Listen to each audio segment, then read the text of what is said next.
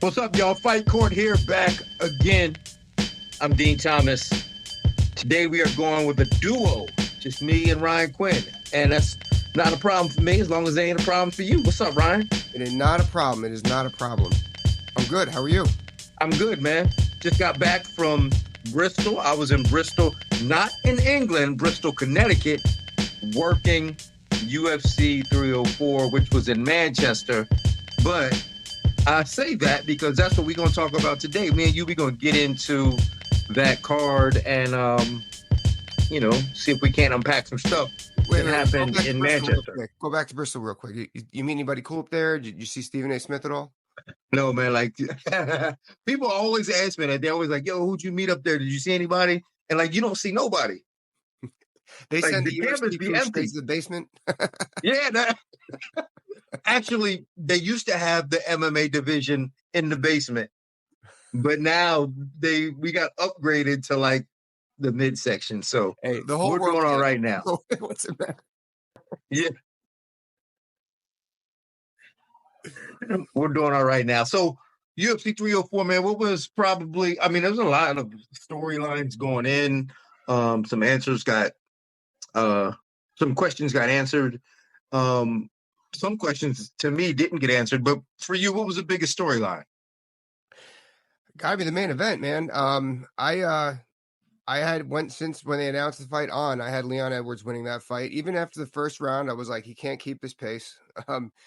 And he did. And then I know like people were saying, like, I think it was the fourth round, they're like, oh, you got to be careful now. I'm like, I think he just threw it away because he's up. Bilal fought great. Actually, even I know it was like the first few, but his double leg, his penetration and his level change was even at that level was impressive. Like he fought great. I think that was the biggest story. Personally, I think the next fight to do is a rematch. I'm sure a lot of people disagree with me on that, but I think that's the way to go. What else? I think that's the biggest one, but we can work our way back down after. What about you? What do you think is the biggest? Honestly, man, I'm still like upset about this, but I'm not that upset because I know how idiotic fighters are. Mm-hmm. So I'm really upset, but I'm just like, oh, here I go. I'm really upset, but I'm more than anything, I'm kind of disappointed in Muhammad Mokaev, because he's getting cut, and it's probably all his fault, And I interviewed him last week, and he's like, yeah, man, UFC just doesn't like my style. And I get that, man. Like, they probably want him to be a little bit more crowd pleasing as a striker, but that's not his style. But I knew that if he's getting cut, because he's not a boring individual, like, he causes trouble, like, he could make a name for himself. He's got a lot of qualities very similar to Khamzat Chimaev, but just whatever he did being a pain in the ass to the organization, they're letting him go. And it's disheartening because to me, he was one of the better guys and one of the top prospects that I really was looking forward to. I thought he could have been a champion, and I was really looking forward to watching him fight. So for them to let him go sucks, but I'm sure it was probably deserved. Man, external stories, outside the cage, definitely the biggest story. And the way Dana went about it, so matter of fact, well, as Dana usually does, just right after the win, and PFL is getting a good fighter, a good undefeated fighter. It's and he spoke about the other people, like they're gonna get him now. He must have really pissed people off, and I think the PFL is not going to care about that, but that's another story. It's just really interesting because he's not the first fighter that has been somewhat vanilla in the cage, but has had controversy outside. Plus, I felt that he's had somewhat of a positive following. There's been, it's for lack of a better relation, Kobe Covington. Like he had the big following, was so in the cage, but what kind of issues is the UFC willing to endure? I guess whatever it was that he was doing is a pain point for the administration. I don't know. Does it complain? I'll say. Yeah. Dana's you know, it's a weird thing. Dana has a it's a weird thing with Dana because like if you catch him on a good day, you can burn down his house and he'll be like, "Oh man, it's all good, man. We'll get that fixed right up." And then on a bad day, you can say the wrong thing, and he's like, "You're out of here, fucking dude. You're fired." And I'm not sure if he just, because Dana was pissed off at the entire card, or because the rumors of maybe my Mokayev's behavior outside of the cage. What were some of the Man, rumors outside? I just I I didn't. don't really know, man, but I think that he probably was just a pain in the ass. I mean, like he was kind of a troublemaker, but the UFC likes that. Like, Yeah. like he's winning fights, and the UFC likes that. But I think he might have pissed him off in negotiations, and I know that's what they don't like. Mhm. They don't like when you piss them off in negotiations. So, and it was probably just caught Dana on a bad day too. Like, when that card was shit. Like, I'm sure if the card was really good, it was all knockouts and good performances, and then Mokaev did some shit, Dana probably would have been a little bit more lenient. But man, he caught him at the wrong time, bad day, and he had to pick the bad day to have a shit fight. Dana changed his mind before, so maybe let some grass. I don't know who his manager is. It's That Tim Simpson from um Paradigm. fairly a fairly notable agency there. Maybe go with them. Yeah, it's Connor's agency. Yeah. So yeah, maybe they'll be like maybe they'll, I don't know, maybe let the dust settle. Like I said, Dana's changed his mind before. Maybe he's saying that, and Makayev comes back wanting 20 to 30% less than what he was asking for on his next fight. Who knows? Who knows? Yeah. I mean, good fighters tend to make their way back when they want to, right? Yeah. I think even Demetrius Johnson could have made his way back if he wanted to, but I don't think he cared to. Um, but I I will mean, say this though: if Mokaev doesn't come back to the UFC, maybe ONE FC will pick him up, and we can see a Demetrius Johnson Mokaev fight, would and love that. that would, to me, like that would probably make up for him not being in the UFC. I love that. They could also call him in short notice for somebody else we're trying to push. Whatever. We'll see. Let's give it a Yeah. few weeks and see what happens. So, when I started the show, I said that there were some questions answered, and there was some unanswered. And to me, I think the unanswered question was how good really is Paddy Pimblett? Hmm. He came out initially as a prospect for England, and he had a lot of things to say and a lot of people behind him, and he didn't really prove himself all that much. He won every fight, but he didn't really prove himself. And then he goes up against Bobby Green, and Bobby Green to me was the favorite. I thought Bobby was going to win. I thought he would smoke him. Bobby fought like shit. Let's not forget that. Bobby didn't fight a great fight and got beat pretty fast. So, but he got beat from the guard of Paddy Pimblett, which is a good thing, right? Like it's a good thing. It shows how well-rounded he is. But like that skill set to me doesn't prove that he's ready for a top 10 guy. Yeah, this was a push for Paddy Pimblett. That's definitely the best way to put it. Questions are unanswered. This wasn't a Paddy Pimblett win. It was a Bobby King Green loss. Now, even it's not even the fact that he shot, because odds are he has better wrestling than Paddy Pimblett, and he would be able to get. It's how he shot. His head went up below his ass. Straight up in the air, looking down at the ground. He was off balance coming off. I think it was a left hand, and you're just asking for an awkward fighter to guillotine you, or just to sweep you, and then you're just immediately in scramble and catch up mode against a awkward grappler, and that's exactly what happened. He went right into Paddy's strength, so it was a push. It was a push for Paddy, not for Bobby, but I'm sure Bobby will keep staying against the tough fights. He's in that rankings gatekeeper mode. But I agree with you. It was questions are still unanswered. I don't even know, where do you go from here with Paddy Pimblett. It's like, Well, one thing I can say about him is that he shows up, right? mhm. That's one thing we can't say about all fighters. Some fighters just don't show up. They don't bring what they're good at to to battle, and we know that Patty does, and he showed it in this fight. And but the one thing I'll say about this fight too, another thing I'll say about this fight is that I thought he looked a little bit more mature, like an adult. Like he looked Hmm. like a man out there. And previously in fights, he looked like a little boy.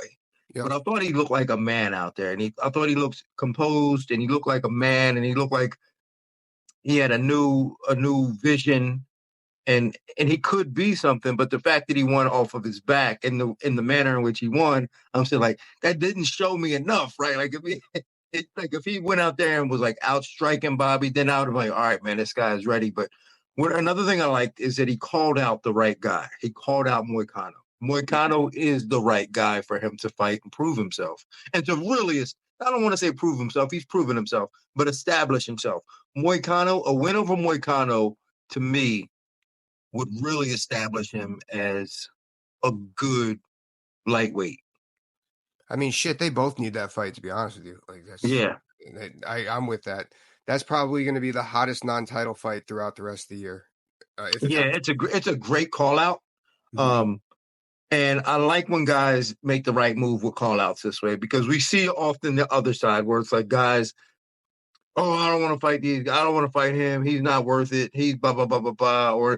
They just. I mean, the game is so annoying now with guys politicking and trying to finesse their way into title shots. But to call out Moicano is the way to go. Like we could have just been like, oh, Dana, whoever Dana and them want me to fight.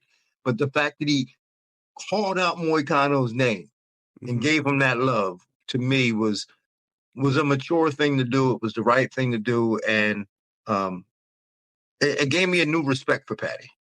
Where do you put that fight? Is that headlining a fight night? Is it co-maining a pay-per-view card? Because personally, I don't. As great as that fight is, it's a hot main event. I don't think it main events a pay-per-view card. I think that No, that's no, it can't main event a pay per view card. It won't main event a pay per view card. I see it on a pay per view card. It doesn't. It doesn't seem like they would do that at the Apex. no. Just because Patty has fans, right? They're not going to waste ticket sales on the Apex. So I think Patty has enough fans to where they do this in a real place.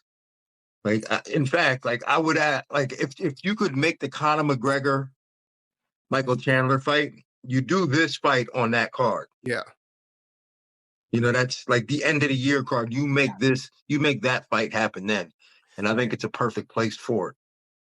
Yeah, the December. I remember, like, I feel like they don't do it as much in the last few years, but I remember the December cards were it. I remember it was Halloween, Super Bowl, and December. Those were the UFC used to do it big. Do you remember the Ultimate 2008? Yeah. Oh man, tell me about it. The December cards was the shit because because you always had to compete with Japan, Yeah, they always because had one Japan card always that had night. the year-end show. Oh man, MMA was so good. Yeah, man. Like, I mean, but now it's so much better now that we can't really appreciate end of Yeah, the year cards, because every card, with the exception of maybe a few, are really good. amen to Um, that. Yeah. but circling back to Bilal, um, you think a rematch with Leon? Like, and no one has suggested a rematch with Leon. Like, everybody's been saying Shavkat. I I actually said Usman. I went on the post show and said Usman, but you're saying a rematch with Leon. yeah. So Shavkat isn't Shavkat matched up? No, He's not. no. I'm still going with the rematch. I'm going to stay on that hill. I'd rather see Leon versus Shavkat.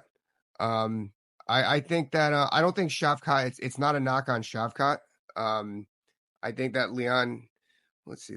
Yeah, I'm going to stick with Leon. I think Leon's the best fighter in the world right now. I mean, not Leon. Shavkat's the best fighter in the world right now, at least in the welterweight division. There's nothing that guy needs to do to have a shot at the title. So I could have that though. I truly thought that Shavkat was matched up though. So, but I'm going to stick with Leon going for the rematch, and then winner fights Shavkat for the undisputed. No, I'm not. I'm not with that Leon rematch. I think Alan Joban. We did a show today. Alan Joban says, and I agree with him on this, is that Leon should fight Ian Gary, and I'm okay with that. I think they have history. I think they come from the same region of the world. So there's a little rivalry there probably. Dean, we just made the Ultimate 2024 in December. Look at these cards we're putting together. So, main event, Shavkat, Powell. Co-main event, or are we going to put McGregor on that card? McGregor Chandler. Yeah, McGregor Chandler on that card. So do they headline the card? McGregor Chandler? Yeah, over Bilal and Shavkat. They have to. Of course they have to. But how do you do that though? How do you do that? Actually, no, you can't. You can't put that That's fight on there. Bellator. Yeah, you. Actually, you know what? You can't do that because Conor, he will never let a champion fight on any of his cards because he'll never let a champion get pay-per-view points off of his numbers. Oh, fucking prick, man. He just Ain't that's like some brick shit. It's not like it's taking money from him, right? yeah. What a oh man. What a little prick. You just fucked up everything we were doing. You little shithead. I know. But so I mean, but you could do Patty and Moicano, you could do Patty and Moicano, you could do Leon and Ian, you know, but you I'm can't good do with Bill that. out. I'm good with that. And honestly, I think that the next welterweight title fight happens before Chandler McGregor happens, whatever it is. So I would do that. I would do December. I would do Rachmanov, Muhammad, and then I would do shit. What were we saying before? Rachmanov, Muhammad, Ultimate 2024. The Rachmanov, Ultimate Muhammad, 2024. and then the next one down is Moicano, Pimblett. And you know what? I would actually put Edwards and Gary. I would have them open up the main card. I would say, oh my god, the former champion is on the beginning of the main card. This card's going to be that good, but and then you fill that in with a women's championship fight in the quarter main event. So, and that's a problem. So I'm going to talk to you. I'm going to ask you about this. I'm going to talk to you about this because you're a pro wrestling fan, right? Yeah, probably a big pro wrestling fan. So, and I think one thing that the pro wrestling community has gotten right in the organization and business model of it is the storytelling of it and being able to get characters over and being able to get characters to be relatable, likable, so on and so forth, no matter what. Because right now, more so than ever, I mean, we've had some pretty unpopular champions, but I'm not sure we've ever had a time where all the champions, not all of them, but it's like we have no draws. There's zero. There's Alex Pereira. There's Conor McGregor. There's Sean O'Malley, and that's it. That's the only three guys I feel like can carry a pay-per-view. You know, I feel like that they can get behind Bilal Muhammad a little bit more than they do. He for some reason he gets the rap of being a boring fighter. I don't think he is. You know, I mean, granted, I'm a little biased when I see wrestlers and stuff, but he actually can throw some hands. I think they can get behind him a little bit more, especially with everything going around the world with Palestine, or maybe that's why that's why they won't get behind him a little bit more.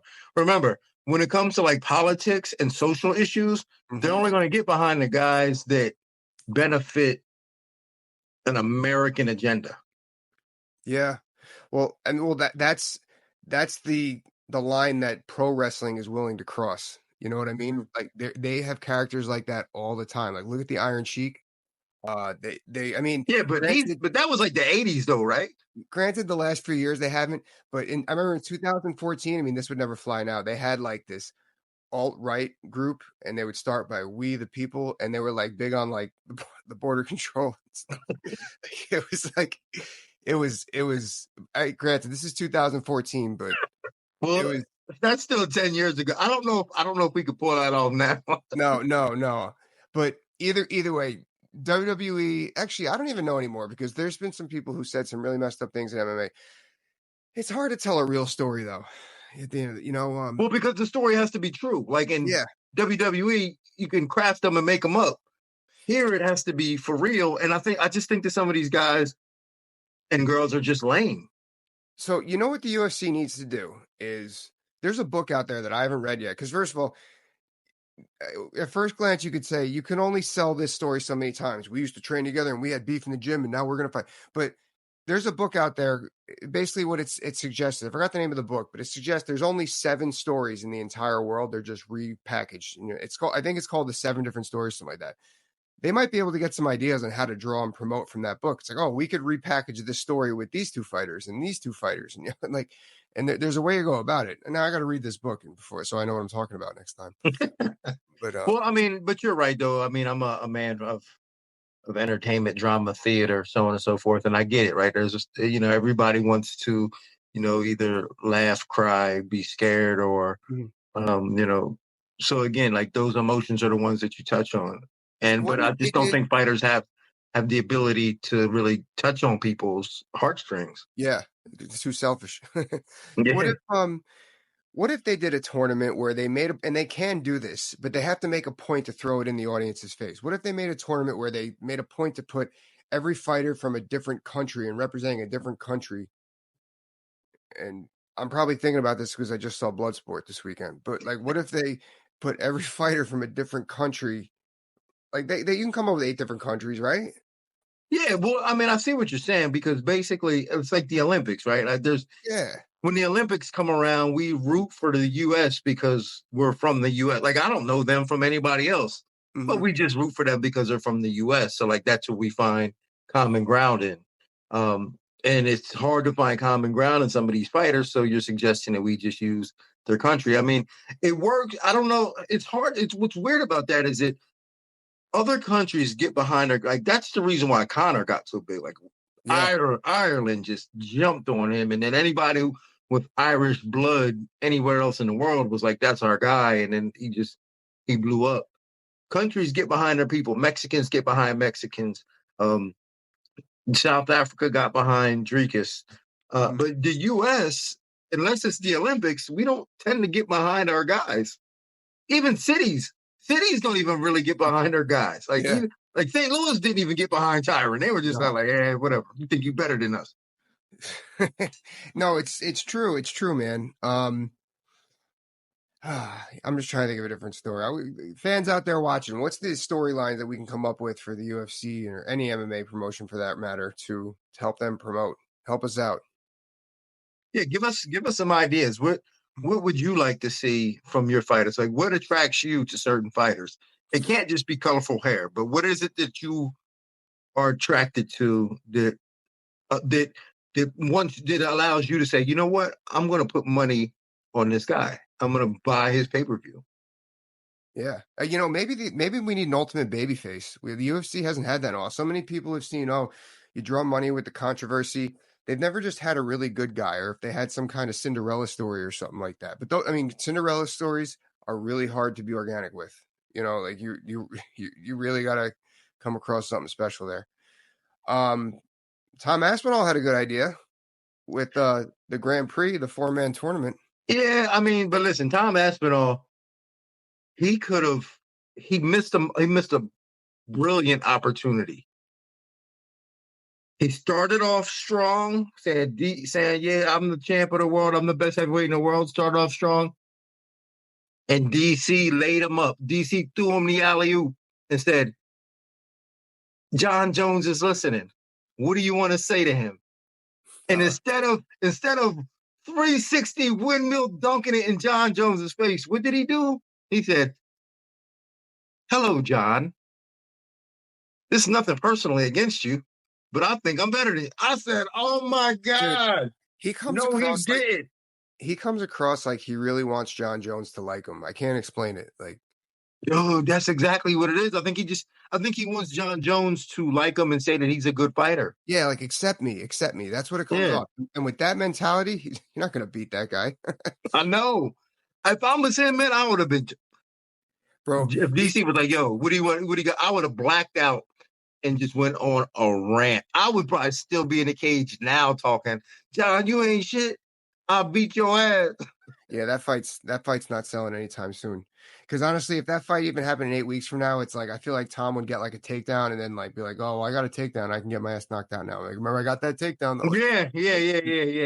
He's got yeah. I mean, just based on his what we think of how he perceives John Jones, Mhm. he's gonna have to get rid of that. He's Yeah, got like too much hero worship.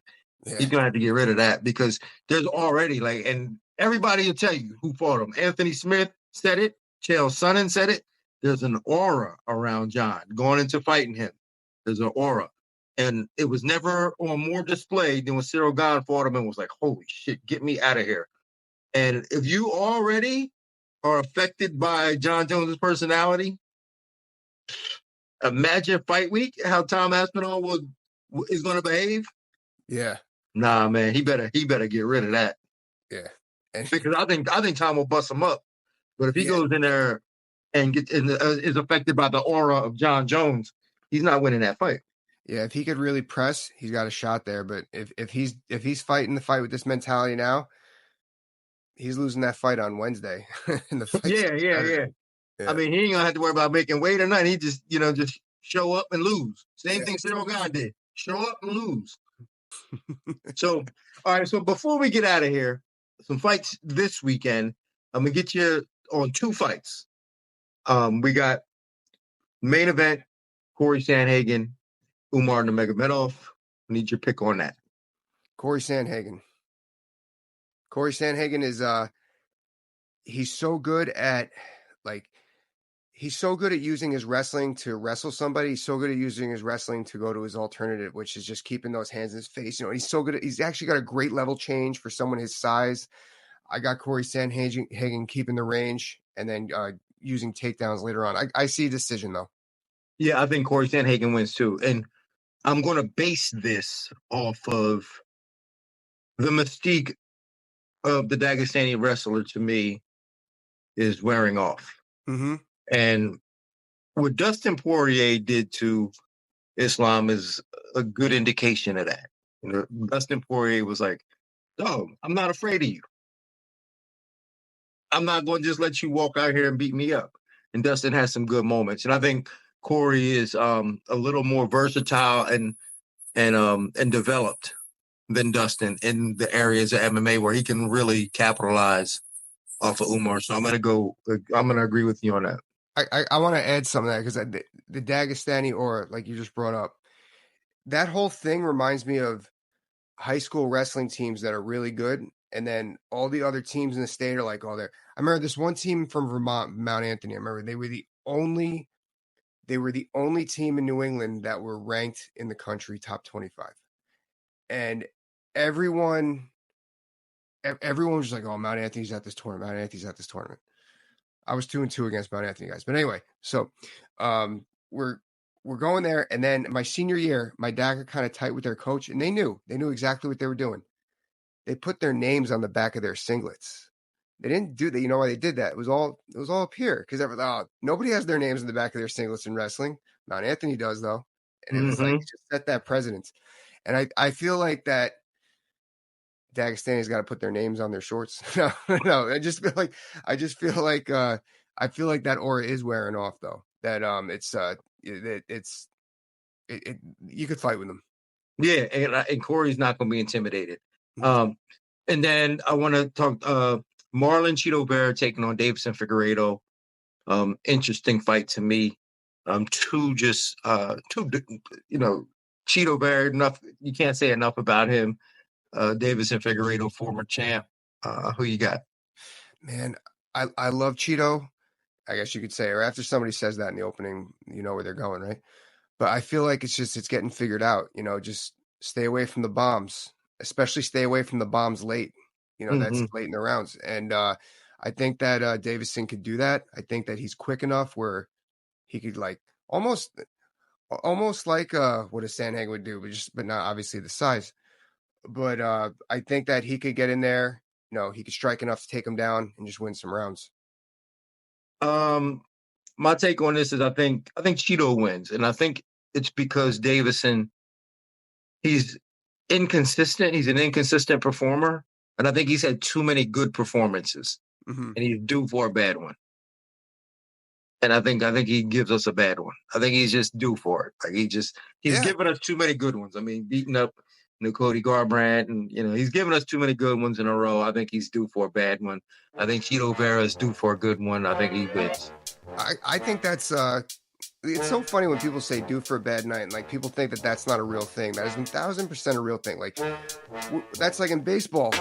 Aaron Judge is putting on a historic career or historic season right now, hitting home runs, batting average. He's gonna go 0 for 4 like 30 times this season. You know, like our fighting career is our season, and these bad nights happen. And so hard to explain. I'm expecting that one. So, but Ryan, appreciate you as always. Chop it up again. If we can catch another one this week, let's do it. If not, we'll save it for next week. But on that, if you like the show, please hit like, share, subscribe, tell your friends. This court is adjourned.